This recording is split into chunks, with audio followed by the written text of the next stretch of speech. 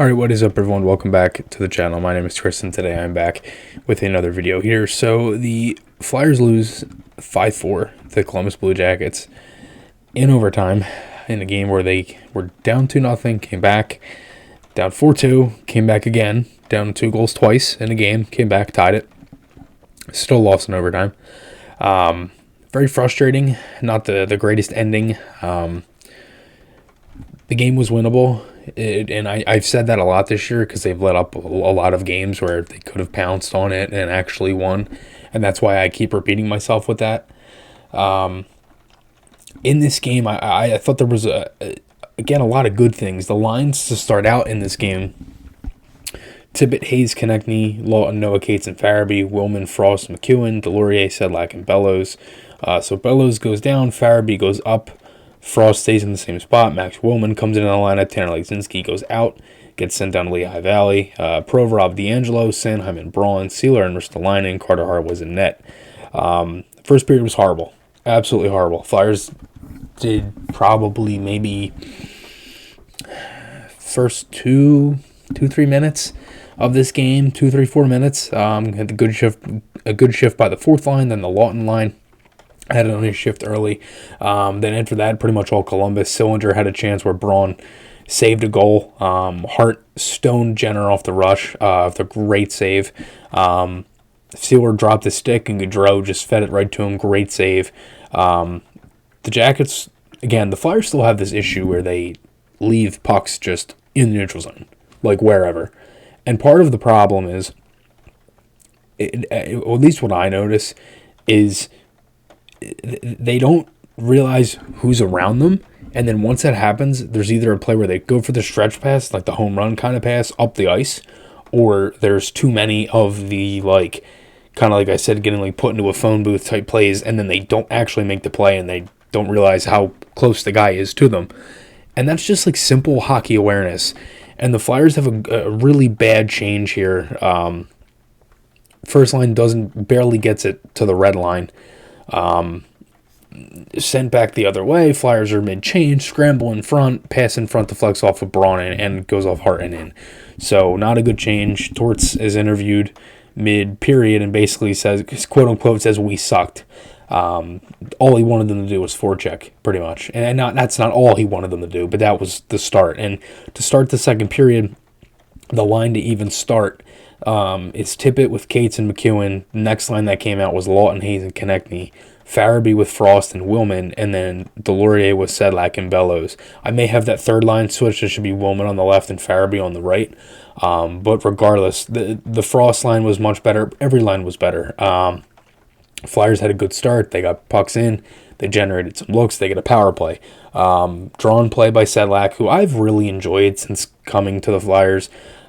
He's speedy. He's got a good hockey sense. You know, he crashes the net. He's got some good chemistry with the line that he's on that fourth line. Overall, I've certainly been impressed with Sedlak. I thought Morgan Frost had a good game, and I'm still going to talk about Frost. I mean, it's like he has a bad shift in the second period, and I'll get to that. But before that, you get a little 4-on-4 off that power play, and there's a trip. And on Tippett, so Braun, after that, Braun made a really tough play where he almost turned the puck over middle of the ice. Columbus will make it 2-0. Gaudreau pass in front of Jenner, Ristolainen. Out of all the players they tweaked to put on the penalty kill, at least that's what it looked like. I don't know if it was mid-change or not, but Provorov was out there with Ristolainen. Most of the time it's been D'Angelo. And out of all players, they pick Ristolainen, and he doesn't pick up a stick. Jenner's right there, slam dunk, 2-0. And Bean went back to the room, didn't come back. So this is the second game in a week against Columbus where they lost the defenseman. They lost Peak in the third period for a couple shifts. He came back. Then the Flyers get a goal, 2-1. Hayes scores. Beautiful goal. I mean, it's a set play. They win it low. They dump it in. Konechny fires it all the way in. They get in there, get on the horse, get right in, win the battle. And what have I talked about all year? They win battles low. And that's how they've created a lot of goals. You know, you win the battle low, you get it low to high. And I know that's how they like to play their offense, and that's fine. But instead of going to the point, they go to Hayes right in the slot, fires. I mean, when was the last time Hayes actually shot a puck like that? Majority of the time, he's a pass-first player. We all know that. So 2-1. Jackets hit some pressure right after, and that's been an issue all year. It comes off of a Frost turnover, then a D'Angelo turnover. It just wasn't a good shift. And look, I'll say it wasn't a good shift. I put it right here in my notes. Bad shift. Jackets pressure right back. Came off Frost TO and then D'Angelo TO. That's literally what it says in my notes.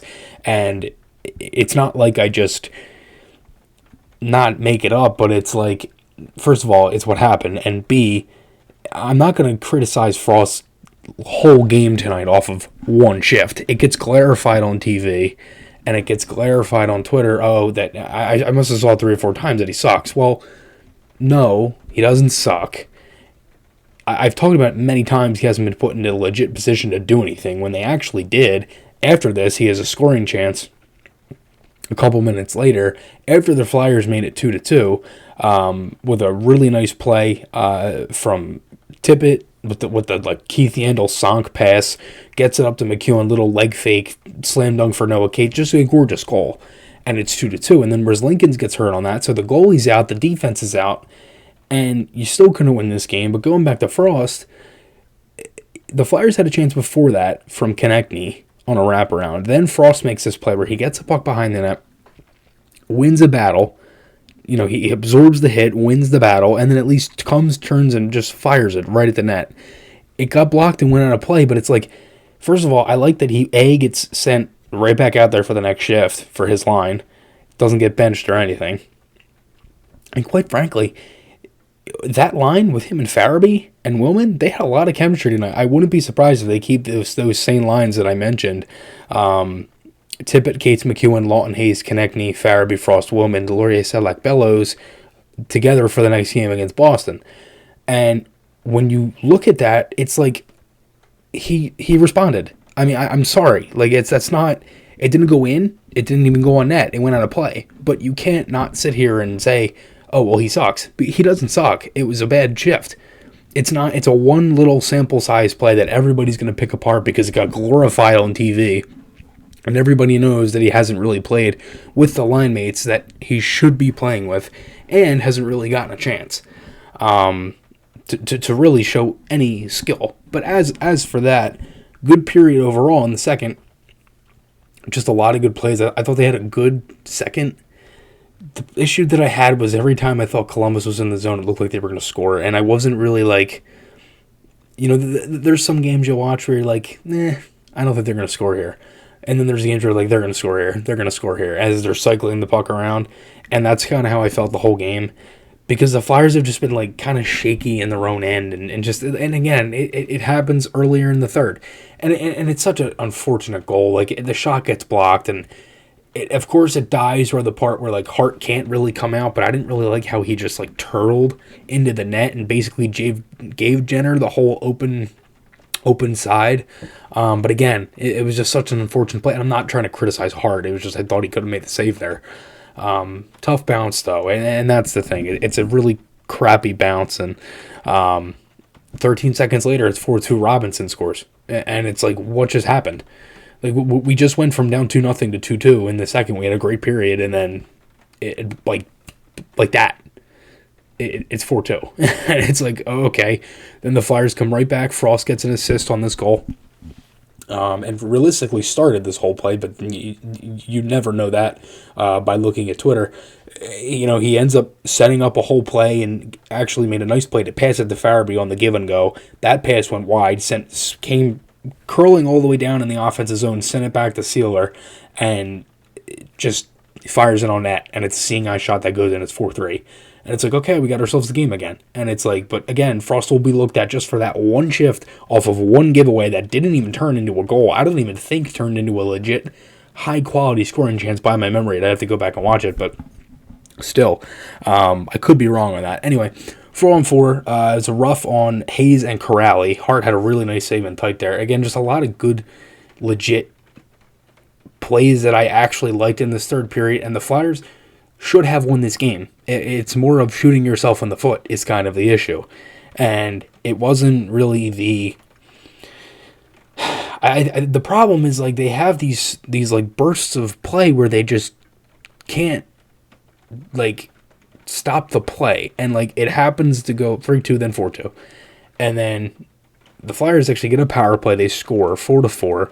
Really nice shift by the third line and second line after the goal. The Flyers had really pretty much toned it down, and just were, they go to overtime, and Frost actually won a couple plays.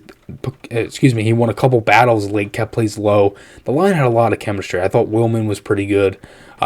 He did get walked tonight by Goodbranson at one point, but overall had a pretty good game, and similar to Frost, had the one bad shift, and I thought in general had a good game. You can't just look at one shift. It's not even fair. D'Angelo had a turnover that went the other way. Hart had 2 good saves, and this is kind of what I'm talking about. It's like you follow up something, and then you go like back, and it's like you score a goal, and then the other team comes right back down and gets a handful of scoring chances or zone time around you. Hart had really 2 great saves late. Flyers had a good shift late. Overtime, the Flyers controlled the play. They had the puck for most of it. Hayes tries for a slap pass, and I still don't know what he was thinking there. I like the idea of it, but it's probably not the right time. Konechny had 2 guys on him, pretty much. The other defenseman, I believe it was Gavrikov, and then the other, I believe Chinakhov, was on him, basically cutting towards him. They deflected 3-on-1 the other way, pass from Chinakhov, Robertson, right over to Gavrikov, and it's in the back of the net, and they lose 5-4. So it's frustrating, and that's the I guess the kicker with this one, because again, you play Boston, who has literally been fantastic, and that's on the road, and I don't think they've lost a home game this year. Just not ideal coming up. And the Flyers have now lost 4 straight. Thursday night at 7, they take on the Bruins in Boston. Haven't lost a game at home all year for the Bruins.